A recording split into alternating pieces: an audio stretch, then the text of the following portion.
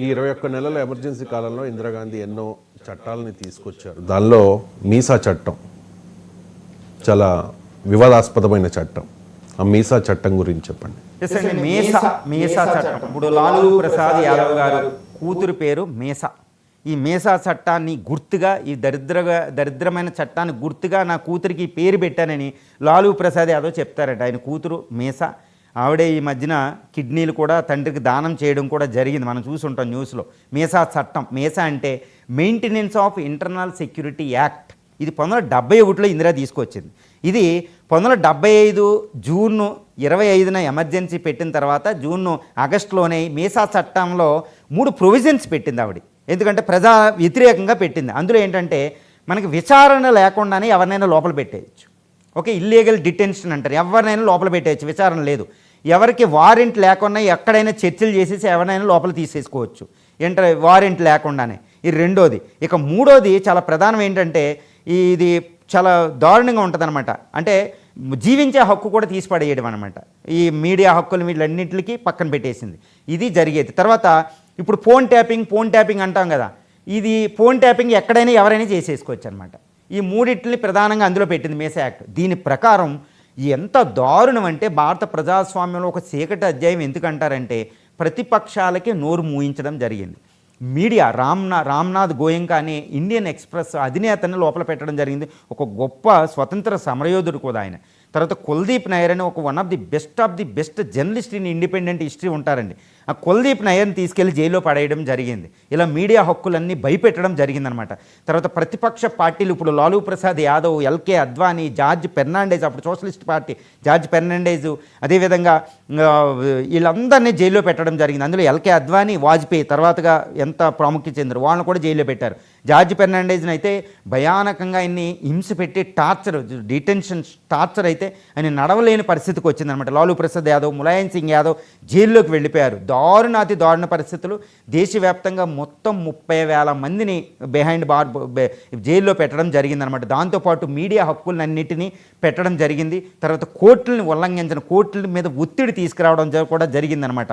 ఇందులో ఒక ఉదాహరణ ఏంటంటే ఇదే ఇప్పుడు ఇందిరాగాంధీకి సంబంధించిన ఈ కేసు మళ్ళా సుప్రీంకోర్టు దగ్గరికి వెళ్తే అక్కడ కాన్స్టిట్యూషనల్ బెంచ్ 5 జడ్జిలు ఇందిరాకు అనుకూలంగా తీర్పు, ఒక రకంగా అనుకూలంగా తీర్పే అని చెప్పవచ్చు అనమాట. ఎందుకంటే ఒక రకంగా చెప్పాలంటే అది రాజ్యాంగం అధికరణం ప్రకారం వచ్చింది. ఎమర్జెన్సీ ఆర్టికల్ 352 ఫోర్స్లో ఉన్నప్పుడు జీవించే హక్కు మీద కొన్ని లిమిటేషన్స్ కూడా ఉన్నాయి.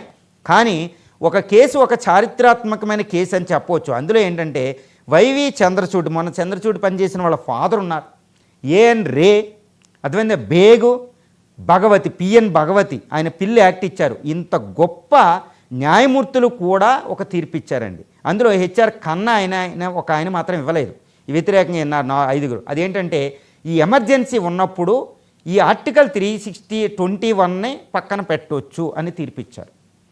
ఇది దారుణమైన తీర్పు అంటారు.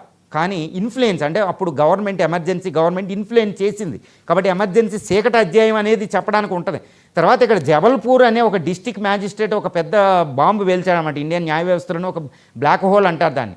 ఆయన ఏమన్నారంటే అసలు ఎమర్జెన్సీ ఇలా ఉన్నప్పుడు జీవించే హక్కు కూడా ఉండదు, గవర్నమెంట్ ఏ అధికారం ఉంటే అదే ఉంటుంది అన్నారు. బాబోయ్, ఘోరంగా భయపడతారన్నమాట. అది ఒక లీగల్గా భయపడతారన్నమాట. అంటే ఎమర్జెన్సీ టైంలో ఇందిరా ప్రభుత్వం కోర్టును కూడా ఒత్తిడి తీసుకొచ్చిందని చెప్పవచ్చు అనమాట. ఈ మీసా యాక్ట్ అనేది భారత ప్రజాస్వామ్యంలో రాజ్యాంగ ఉల్లంఘన, అప్రజాస్వామ్యం ఏం చేయాలో అంత దారుణాలకు ఒడిగట్టింది. ఇప్పుడు గొప్ప నేతల్లో ఉన్న నేతల్లో చాలామంది అప్పుడు చీకటి అధ్యాయంలో జైలుకి వెళ్ళి వచ్చిన వాళ్ళే. జార్జ్ ఫెర్నాండెజ్ ఎగ్జాంపుల్ చెప్పాను.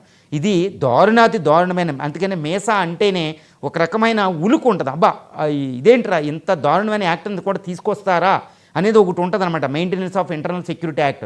ఇందిరా దాన్ని ఆయుధంగా వాడింది ఎమర్జెన్సీ టైంలో.